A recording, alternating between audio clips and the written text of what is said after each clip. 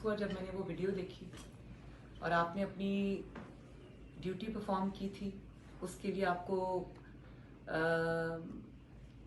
Humiliation का सामना करना पड़ा। मैं बहुत शर्मिंदा हूँ इस बात। तो मुझे ज़रा बताओ क्या वाकया क्या हुआ था उस दिन? मैडम हम रूटीन की गश्त कर रहे थे, 15 की कॉल पे जा रहे थे। गली में 2-3 गाड़ियाँ 15 पे क्या कॉल आई थी आपको? कोई लड़ाई झगड़े टाइप थी। अच्छा, फैमिली की। ओके। तो उधर जा रहे थे तो रास्ते में ड्राइवर कहता कि सर 2-3 गाड़ियाँ खड़ी हैं, मशकूक लग रही हैं। एक बाजार सा था उसमें, मैंने कहा चेक कर लेते हैं। उधर गए तो ये आगे जा रही थी गाड़ियाँ। ड्राइवर वो गनमैन उतरा, उसने जाके गाड़ी को रोका है और उन्होंने कहा जी टिंटेड ग्लासेस थे इसके? जी। अच्छा, और एक ही गाड़ी थी? 2 गाड़ियाँ, दो गाड़ी, एक कार थी। हाँ। और एक पजेरो टाइप थी। ठीक है।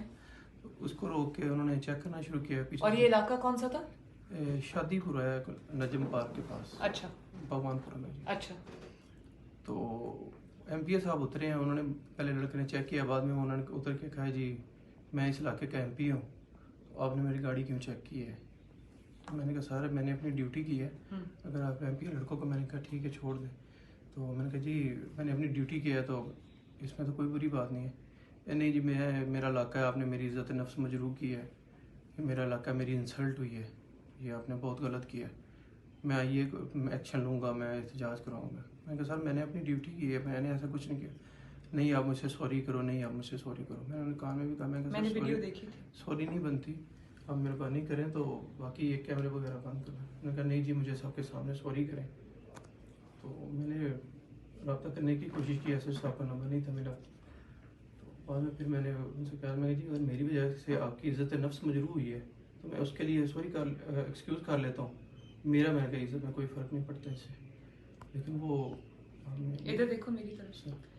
यासिर, आइंदा आपने अपनी ड्यूटी करने पे कभी किसी से माफ़ी नहीं मांगनी। आपने अपनी ड्यूटी की थी जी जी। आपने उनको चेक किया था, वो आपकी जिम्मेदारी थी जी। आपने की जी। और आइंदा कभी किसी से अपनी जिम्मेदारी पूरी करने के लिए माफ़ी नहीं मांगनी। जी बिल्कुल।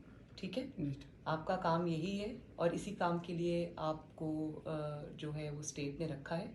तो आपने अपना काम अच्छे तरीके से किया, पूछा, चाहे एमपीए हो, एमएनए हो, चीफ मिनिस्टर हो या कोई भी हो, जी।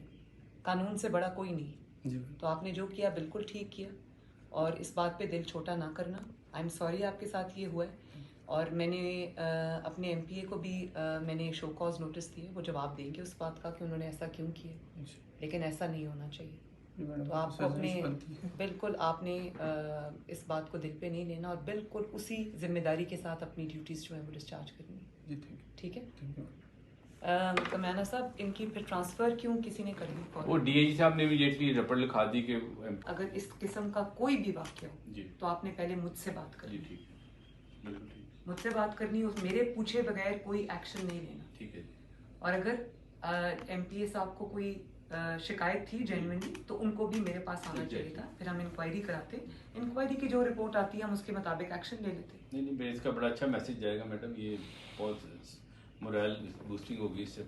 नहीं, मैं ये मैसेज जाना भी चाहिए। कोई भी शख्स जो है वो कानून से बालातर नहीं है, चाहे वो बल्कि हम सबको तो कानून का ज़्यादा उस पर कानून पर चलना चाहिए ताकि बाकी लोग जो हैं उनको भी हम उनके लिए भी एग्जाम्पल सेट करें। तो यासर, आपने बिल्कुल दिल छोटा नहीं करना। Thank you. Very well done. अपनी ड्यूटी इसी तरह करनी है आपने, किसी से ज्यादती नहीं करनी, ना इंसाफी नहीं करनी, लेकिन अपनी ड्यूटी आपने पूरी जिम्मेदारी से करनी है। ठीक है। God bless you. Okay madam, thank you कमाना साहब, वेरी गुड। खुदा हाफिज़ यासिर, खुदा हाफिज़।